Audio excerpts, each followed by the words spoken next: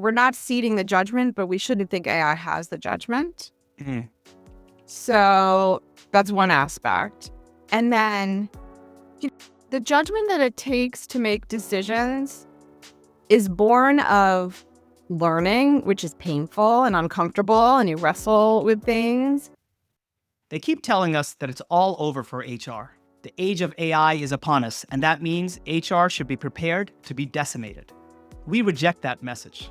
The future of HR won't be handed to us. Instead, it'll be defined by those ready to experiment, adopt, and adapt. Future-Proof HR invites these builders to share what they're trying, how it's going, what they've learned, and what's next. We are committed to arming HR with the AI insights to not just survive, but to thrive.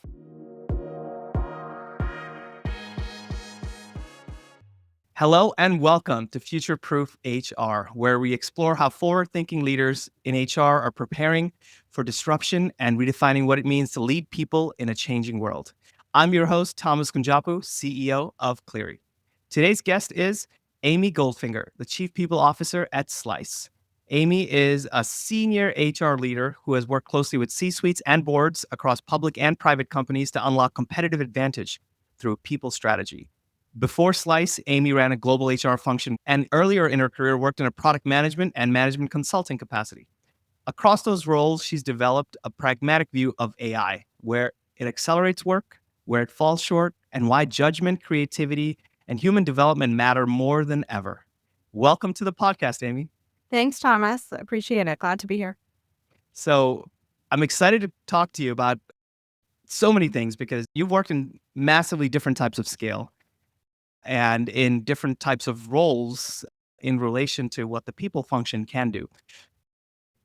Maybe we can just start there, just talk about scale a bit. So if you were to compare HR in an organization like Walmart versus a much smaller team, but at a very exciting startup called Slice, how does that change priorities and even the leverage that you have in the people function? I love this question because I've loved the experience of going from a large, really complex, mature organization to a late stage private. And it was very intentional as I was seeking my next opportunity. But working in large companies is all about leverage from systems and process and scale. Mm, And you get the advantages of getting the operational model because when you get it right, thousands of people can execute consistently.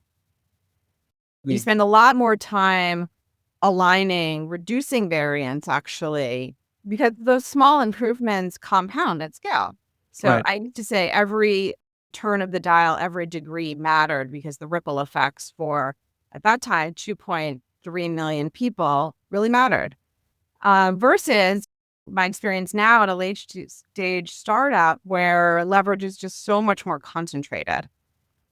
We Mm, are a handful of decisions, a handful of hires. Any trade-off we make materially changes our outcomes.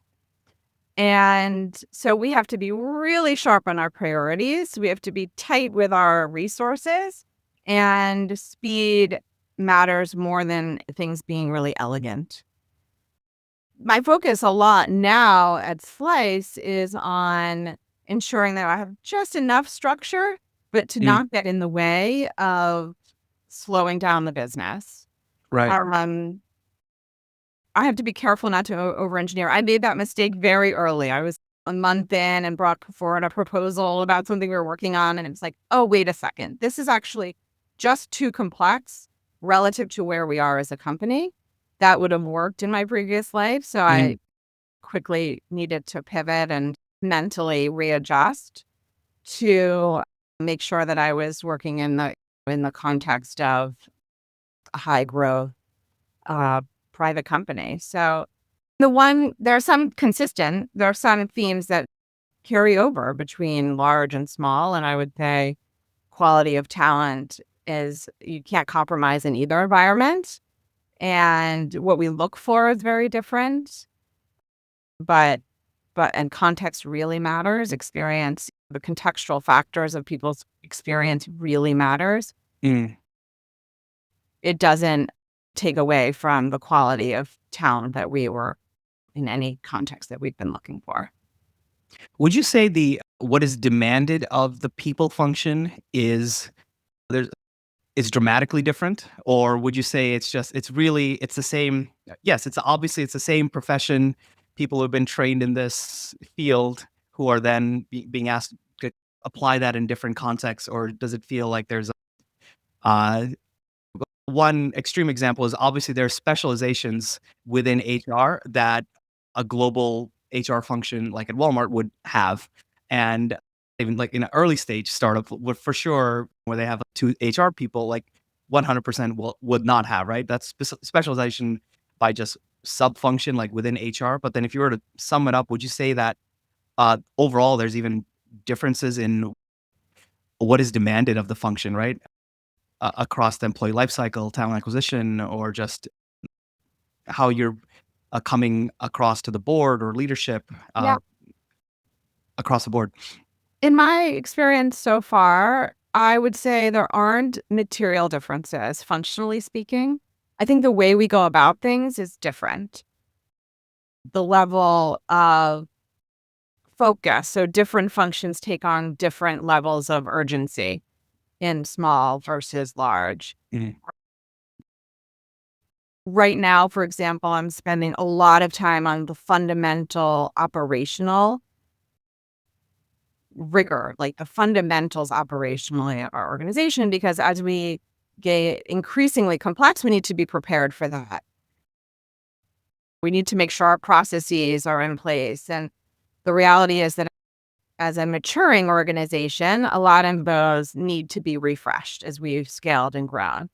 So it's more in my mind the emphasis of where we're spending our time and prioritization across the function than to say that any one piece of the function isn't important, because they remain equally important in my mind, That makes irrespective sense. of the size of the organization.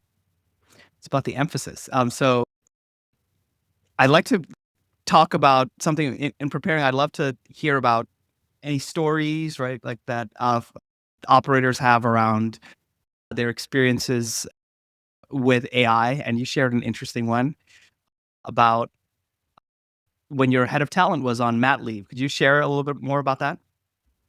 Yeah, I joined, and very quickly after our head of talent and learning went off on leave for an extended period of time. And I thought, oh my goodness, we have a lot to build very quickly. And just on the topic of AI, I use AI every day. There isn't really a day that goes by that I can think of where I'm not tapping into the power of AI. Our learning and development is one example of where we've leaned in particular. So, for example, in very short order, we built and designed a 6-month leadership program for our mid-level leaders. So still very much forming their leadership capabilities. And it was a leadership academy program, the first that we had done as a company. And we delivered a first session. We've now delivered many modules of the program. We've had everyone go through assessments. They've been going through coaching. We have just a number of aspects of this program.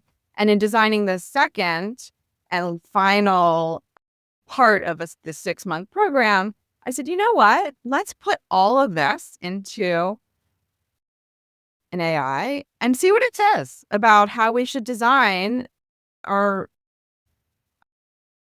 final time together in person. And this is a global program. We're bringing people in from all over the world we need this to be a very effective use of time. And I've really got me exactly 60 to 70% of the way there. I would say 60%. It was wildly helpful. It didn't do the work for us, but it certainly it gave us a point of view. I think it accelerated the development of the content. And then we needed to overlay our knowledge and to make it ours, really. It was very valuable. That's interesting because it's also the tail end because you've already delivered some modules. You have content already, and this is like a part 2 or part 3, which is even more context, right? To use the LLM language. You're giving sharper input to get sharper output. And yet you say, okay, what we got to was about 60% of the way there, right? Because that would be one of the theoretically home run use cases, which is it's writing, right? So you need to maybe and take a final look and edit a little bit, but it's writing with a lot of detailed context given in beforehand. And I think L&D tends to be one of these experimental zones for like HR leaders for that reason. And yet you said it's 60%, not 80, 90, like 99%. What's the, yeah, what do you think? What do you think this, that delta is? And let's just start there. What were the actions that you and your team were doing to get it to 100%? What was put out felt AI.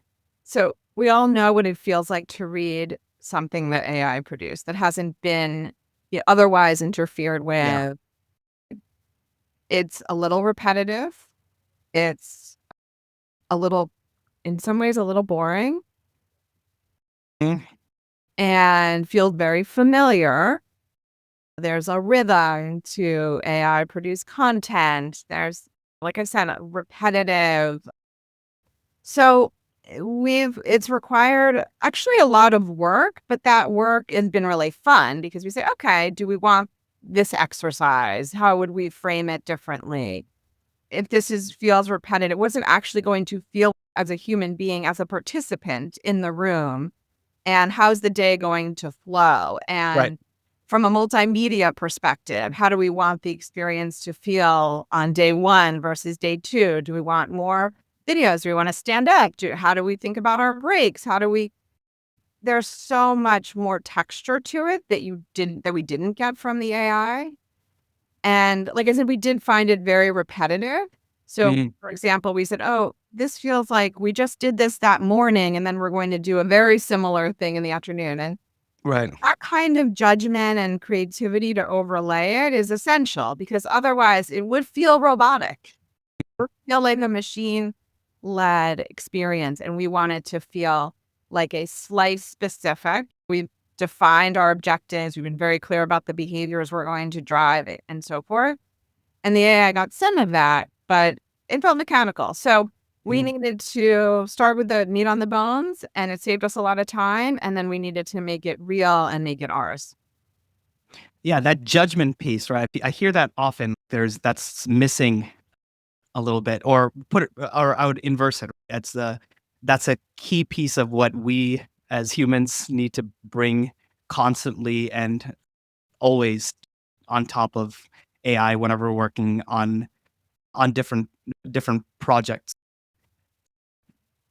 I guess would you say that as like is a concern for you, or it's more just like is it a concern that we're ceding too much judgment to AIs in practice across the economy, across use Yeah. cases?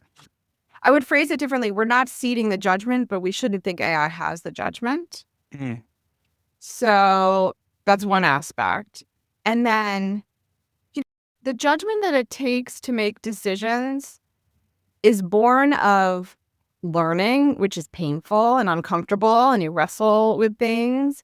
And I think about this in this called like the second chapter of my career, this sort of stage of my career where I can call upon my experiences that required learning, required me, that developed my analytical thinking Mhm. in order to inform my decisions. It helps me make much faster decisions as a result of the wrestling that I did earlier on in my career, whether it was as a consultant, whether it was operator, in any of those capacities.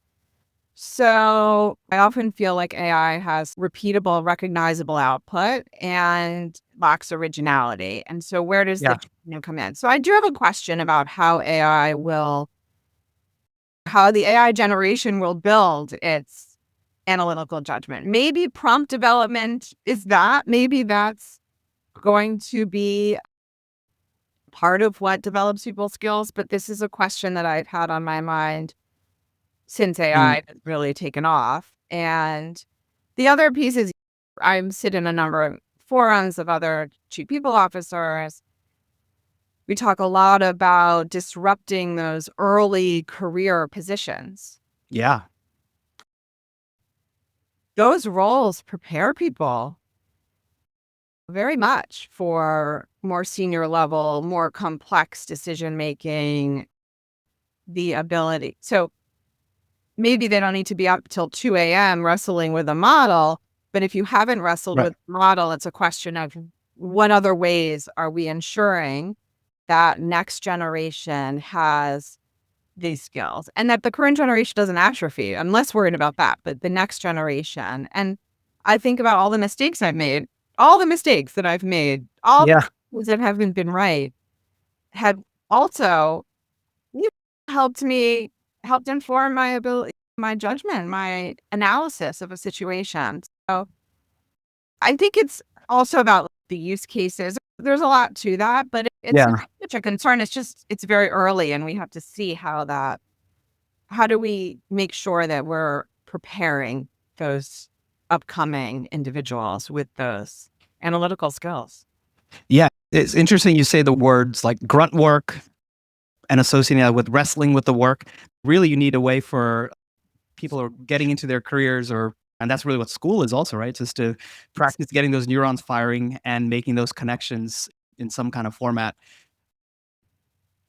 The counter argument to this is that when we had the internet and information search was at our fingertips, we had a whole generation that was now not learning how to use, oh man, the name fails me, Dewey Decimal System, Right. and how to find information in a library. And so you're using Wikipedia and Googling things and figuring it out.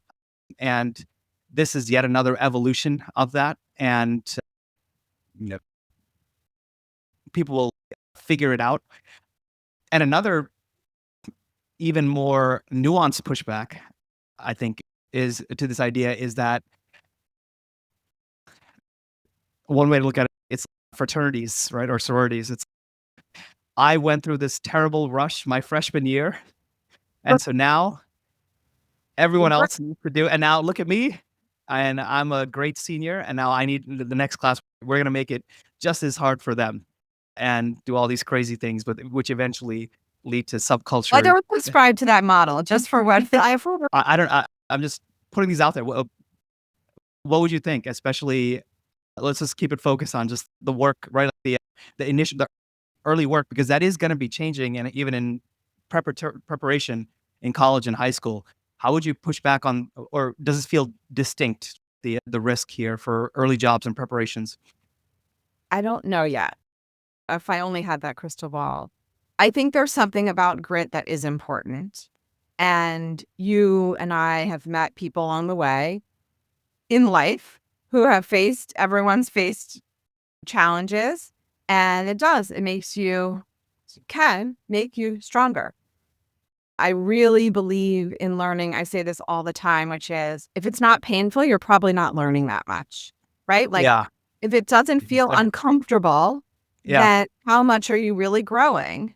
Yeah. Um, like I said, in life, and of course, we're talking in a professional context. Yeah. So the struggle does teach critical thinking. My question is, what is the AI generation struggle that builds that Right. and that builds the critical thinking? And AI can't substitute for engagement or alignment and influence. Can't substitute for it. It maybe can give you a prompt to say, here's how I Mhm. would share that conversation. But the actual ability to go into a room and take the output and drive consensus is a whole other set of skills that's really important. So maybe Mhm. you skip the early analysis and get there. And that's where we focus our attention because that's the humanity that overlays it. I actually have to collaborate across Sure. I actually have to drive um, an influence across an alignment. So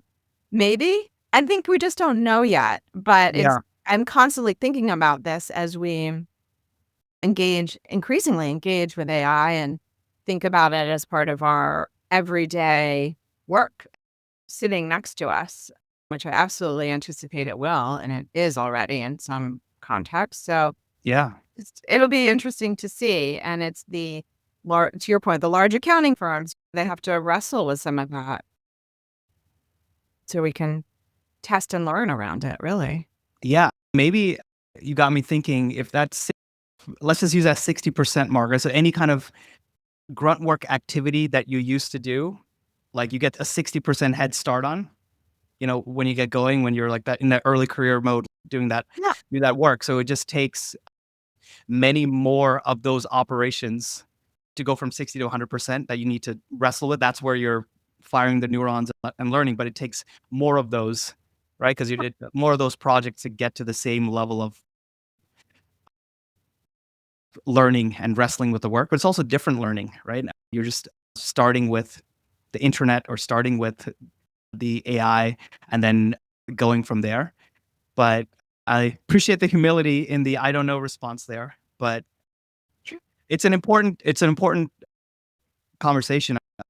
I think about it within the HR function itself and some of the applications that my company is deploying. It is partnering with the junior HR operations folks, but also their roles are going to be a little bit different when you're engaging with tools like ours. But then and that's happening with every function and across the economy. But Yeah, on this, yeah, Thomas, I think yeah, this is important because we have the option to decide what use cases are best, highest for AI versus human mm, being. yeah, And we should always be asking ourselves, is this the best, highest use of AI, or is this really a problem to solve with the creativity, curiosity, judgment, empathy, humanity that mm, an actual person brings? So yeah. we ca I don't think it's a peanut butter spread approach on AI. I don't think most people are thinking about that way, but I'll just emphasize that's very much my thought, which is this isn't not every nail needs a we don't need to go around to every single instance and say, this how can we disrupt this with AI? It's no, let's think about, is AI the first question is AI advantageous here? How is it an Mm. advantage? And where do we need the human to come into play? This has been a fantastic conversation so far. If you haven't already done so, make sure to join our community. We're building a network of the most forward-thinking HR and people operations professionals who are defining the future. I will personally be sharing news and ideas around how we can all thrive in the age of AI. You can find it at gocleary.com/Cleary-community. Now back to the show. Actually, speaking of that, you had an example we talked about, and there's both sides of that for that example. Board meeting prep, Correct. something that many folks you need to do that. It needs to happen in some form. What did you discover about where AI could or could not be used there? We had an upcoming board meeting, and as anyone board facing knows, it's just a tremendous amount of preparation. And it was no different for us. There were many iterations, many scenarios. We're at scenario 15, scenario 16 of in Mm. a specific instance. And it was painful. Do we all disagree? Are we aligned? Does this make sense? Is this the way we're going to go? If we tweak this dimension, what does that mean for the output? And I would say the board meeting was very successful as a result of having gone through all those scenarios. Mm. Now, my question is, I wouldn't say we used AI in particular for that example. So it goes back to, is this an instance in which it would help? But how prepared would we be if we had used AI? Or said differently, how would we prepare differently if AI was used as part of preparation, as the primary tool or the getting us off the ground? So those are the things that we should be asking ourselves. And then changing our way of operating. But in that instance, it was so valuable. We all came away saying it was hard. It was like a struggle to get through the preparation, but gosh, we had we came out of that board meeting feeling like we were just so prepared. Mm. that any holes that were poked, we all felt very comfortable we could answer. Yeah, and theoretically, you could have a prompt that says, "Hey, AI, create 17 scenarios." Right. And but the work was and the synthesis was in the group coming together, Yes. debating, thinking through, arguing from all these dimensions. It goes back to what you said about the model work till 2 a.m. at Right. post college. It's the what's that quote? The reward is in the work, right? In some ways. Um, But so it's not the only way. I think you're also saying it's not the only way. But what is the new way? And yeah, remains to be seen, I think. yeah. So I would say, okay, you're not necessarily anti AI, but I feel like you're very clear about limits that you want for it, right? Uh, Definitely not anti-AI. but maybe I don't know, maybe it's pro-human, but not that there's Yeah. like a fight there exactly. But how do you think about holding these both these truths together at once? Yeah, as I said, I use it every day. I'm always thinking about how Slice can use it and looking for those opportunities across the company. How do we unlock value Mm, for customers? Can AI play a role? How do we improve our employee experience with AI? We just had this conversation yesterday. We've got a great tool we're testing around performance management that could be really exciting and just lift our managers in meaningfully. So it's a tool and we can't undermine, right? The empathy, the curiosity, all the things we've been talking about that come into play. And it goes back to that use cases. A computational genius can only get you so far. You still need the person needs to show up and deliver that message to someone. That's difficult. It's not enough to have the words. And so I actually, I'm curious. Could I ask about the because performance management that is a place where uh, really you need to have feedback delivered gracefully and with intention, words chosen carefully, and yet you see there's some what do you think about the divide there? What are the use cases or parts of that AI and a tool can help with versus the ones that I don't know, you want to double down on, let's say, management training and make sure that people are let me delivering say it well? quickly. So the conversation in full candor between me and my team was we really want to disrupt our own sort of performance management cycle, condense the time it takes. And we're talking about one of the things it takes the most time in that process is for people to write reviews. So I'm testing out an AI that we might employ that would help people write reviews. Pretty straightforward. Mm, It's interesting. When AI first came out, everyone said, especially as someone who grew up in the talent acquisition world, that's where it's going to disrupt. And I think, yeah. yes, it has a place there. But actually, what's more exciting to me is helping managers be better managers with a tool that might help you synthesize your performance data, sit with you as a co-pilot in your conversations with your team members, and then be able to help you Mm, think about what the summation of that is at the after for performance season. In any case, I think those are some of the examples where it can get you really far. But then, like, I really am enjoying thinking about how it can help with performance management because we all are wrestling with how best to do that. Ratings, no ratings. But the reality is, it's the quality of the conversation that matters. You can give someone a rating. And I always, coming up when I had ratings or I get a rating or I get my comments, what does this mean? That's what you want to know. What does it mean? What does it mean for what I did? Thank you. And what does it mean for what I need to develop? What does right. it mean for me continuing to advance and grow? That's the richness of it. So It is. whether or not you have ratings, who cares? Great. Use a rating. It helps create a distribution. That's all valuable. I'm just saying that's where AI can be interesting if we use it to further the richness of the conversation. Yeah. This debate or this challenge across organizations, it's always everyone complains about performance management at their company because now all of a sudden I have to look up and do all this stuff and I have to really think about what happened. And Yeah. managers have to write pages for each employee and it takes so much time. It's always like a big complaint. And the ratings is another piece on top of it, right? But now your voice is in my head, Amy. So isn't the magic in the work?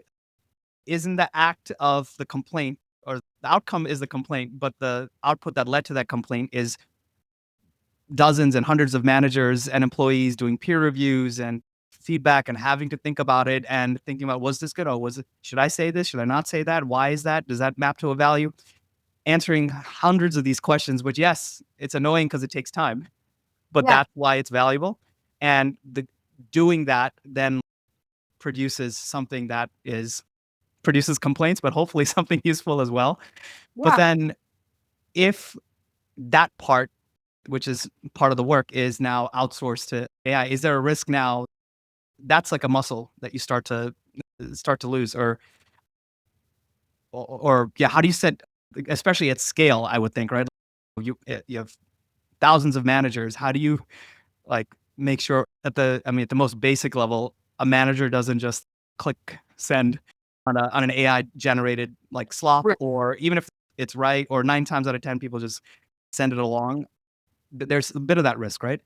Yeah. What I'm seeing that I like is if you put that in the context of an ongoing conversation. So the AI starts to hear it has like pattern recognition, for example. By the way, AIs can also give the manager feedback on how they're managing.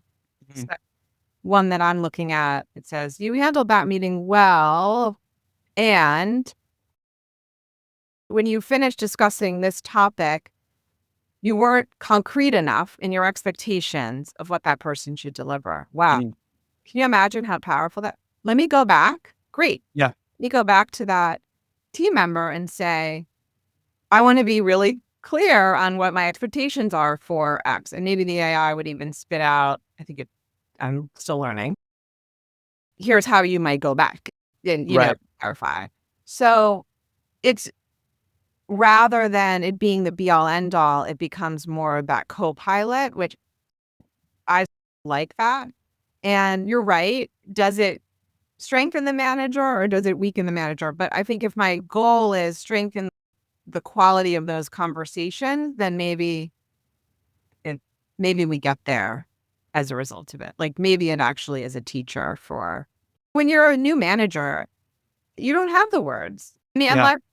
if you've had great managers, you probably have more of the words. But if you're a high performer, you don't have, it's very hard to manage low performers when you've been a high performer your whole career. Like I remember someone talking to someone about, I thought, right, how would they know how to have that one-on-one conversation with someone who's underperforming? Unless simply because they'd never been in the room when that happened. So this is where I think it can be So like off. pattern matching and background awareness and pointing out blind spots to the manager clearly adds value. It's almost like having a coach like that for the manager that you can't really in practice have for every manager. So that's like unlocking new value clearly. So let me ask about one other area which I think is bedeviling a lot of HR teams. I would say since post COVID and since we've been at the peak before in after say 21, 22, at the end of ZERP, a common thing you keep hearing, and I feel like to some degree it's accelerated with AI, is that every HR team is under pressure to do more with less. Yeah. Got to deliver more results, and here's like less budget somehow. So how do you balance that in the age of AI and do that without hollowing out the capability and what the team is looking to drive? Yeah, I think in the short term, AI is adding a lot of capacity, simply put. And on a daily basis, like I said, I feel it personally. I see it and we're going to be testing out something at place. I won't go into the details, but just to say, it'll be really interesting to see how it not hollows out, but just really lifts as we grow, especially in a high growth environment where it's not like we do or don't need. We need the people we have, and we're growing. And so, like, how do we More get capacity. Yeah. exactly like huge amazing opportunity. So yeah, I think it's like, how is the capability built alongside or even to enhance people's skills and capabilities? A lot of what we've discussed. And that's where my head is. And in Mm. HR, this is another example, like in performance management, we're doing more, we're doing better. It's higher quality. Right. It doesn't hollow out. It just actually helps us all strengthen our muscles. So I think it's the other side of AI, which I'm very optimistic about. So then if you're zooming out and looking at the industry more broadly, what do you think that a future-proof HR department looks like then? Yeah. Look, the people function, our role, it's very interesting. There are so many conversations about AI, and I'm not anti-AI, but I'm pro all the other things that the people function need to continue to do to take into account demographic shifts, where the business is going, the full picture and the full system, and AI being Mm. a tool. So I'm pro progress and taking a systems view. I think it's really exciting to think about the people function being at the more tippy point of the spear on a lot of these changes. Oh, how do you mean? Our aging workforce, our how do we manage intergenerational cultural dynamics? How do we put the business in the context of macro and more local economic shifts? Like, I just think those are the aspects that I think a lot about. Yeah. And how does that influence life? How we attract the right people, develop our people, and just essentially grow the business. And then the other piece is always, it's about humanity. It's human-centric. Like, how do we continue to, like, our leadership program starts with leading yourself. And how do we help people continue to lead themselves, to cultivate empathy and compassion, to learn how to work with other people, to take care of themselves for sustained leadership over time? One of the conversations we're really having with our mid-level managers is, if you want to be the leader that we're asking you to be, like, you need to take care of yourself. What are you doing around that? How can we be intentional? No tool or bot is going to do that for you. You have to invest the capacity. And I think the people function can help raise the level of humanity in Mhm. this context, and the empathy, and the making sure internal equity is a foundational principle. Like, these are things that are crucial for the people function. And like, still putting that in a very commercial context in the age of technology, but we're pulling back on those, I think, would be a disservice. And I think the HR function is um, the lever to pull. And I think that's what's happening. And to me, that's very exciting. So it's almost like the people function is even more people-centric Good. as we go into the future. So are there, just while I have you here before we close out, do you think there are any risks we're underestimating around the people function in the AI driven world? Or to flip that, what gives you optimism about how there's a big opportunity for the people function? Yeah, I think I'm so impressed by the caliber of chief people officers out there in these roles, the quality of those conversations. I'm challenged by them. So that gives me a lot of optimism. I think even from my days at Heidrick, talking to CEOs about what they were looking for in their next chief people officer, that conversation in the 12 years I was at Heidrick shifted dramatically in that period. And now I think even since then, it's come even further, meaning which is to say that CEOs, board members are more and more committed to ensuring that their people capabilities are at the forefront of their organization. So Yeah. that gives me a tremendous amount of optimism for the function. And yeah, I just think it's like the value that human beings add, mm, and how do they use the tools at their disposal to be the best human beings that they can be. And I'm optimistic that's the direction we're going in. That's great. So it's like we're standing on all the great work over the last like decade because the reputation, right, has been shifting. Oh, I think it's there. We keep talking about it. I think we're there. Move forward. It's time to just claim it. We've, and kudos to all the people before me. Exactly. I'm standing on some very great shoulders of people who have really influenced that. And I think it's really exciting. It's why I love being a CPO and just tremendous influence over an organization and beyond. That's exciting. Absolutely. So that's a great place as any to, and we'll leave it there. Thank you for the conversation, Amy. So we covered so much ground, and one, just fundamentally, it's useful to think about scale and how distinct or not distinct it could be for the people function. And I felt like my takeaway was that there's actually more similarities than there are not, and which actually only speaks to more of a coalescing around a function with expertise that can be expressed with different emphasis in different directions. We went through a lot of the nuance of around the use of AI and arguably any new technology shift and what that means for the collective minds of humanity at that moment and how it's going to be trained. And there's a unique problem here I keep hearing about, which is about what will be those first training jobs for the next generation. And the more I hear about that, the more I am concerned about it. I feel like it goes up funnel as well, probably, and towards education and the 5-point essay breaking apart because you can just build that as a high school student.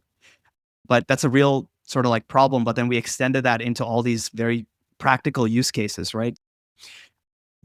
You have I think, talked about a path to thread that needle, right, around being optimistic about the people side of everything going forward while being very practical about how we can find leverage, right? Whether it's in L&D, performance management, any kind of operational work that we're doing in the function.